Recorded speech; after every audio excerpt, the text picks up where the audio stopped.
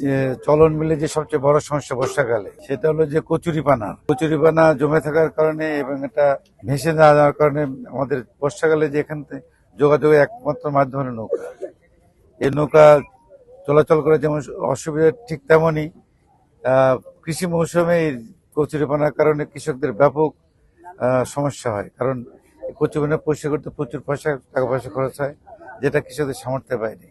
এই সার্বিক দিক বিবেচনা করে আমি প্রশাসনের সঙ্গে আলাপ করে আমাদের উপজেলা নির্বাহী অফিসার রয়েছেন, প্রশাসনের কর্মকর্তাবৃন্দ রয়েছেন, ওনাদেরকে নিয়ে আমি এটা কিভাবে সমাধান করা যায় এই চিন্তা ভাবনা করে আমরা দেশীয় প্রযুক্তিতে এই কচুরিপানা পরিষ্কারের একটা মেশিন আমরা আমাদের স্থানীয় যারা উদ্ভাবনী যারা রয়েছে তাদের সাথে আলোচনা উদ্ভাবন করেছেন।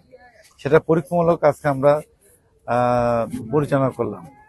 তো মনে হলো যে এটা দিয়ে যদি মানে আধুনিক প্রযুক্তি ব্যবহার করা যায় তাহলে এটা যে সম্ভব এটা পরিষ্কার করা, অনেক খরচ কমে, কৃষকরা বেঁচে যাবে, যাতায়াতের ব্যবস্থা করা যাবে। তাই আমরা আশা করছি যে এটা যেহেতু প্রশাসন কর্মকর্তার মধ্যে নিয়েছি, আমি সার্বিকভাবে আমি নিজেও আমাদের প্রশাসন উচ্চ পর্যায়ে যোগাযোগ করে এটাকে আরো আধুনিক করে আমাদের চলমিলে যে বিশাল সমস্যা সেটা দূর করার ব্যবস্থা করা যায় কিভাবে, সেই জন্য আজকে আমাদের কর্মসূচি।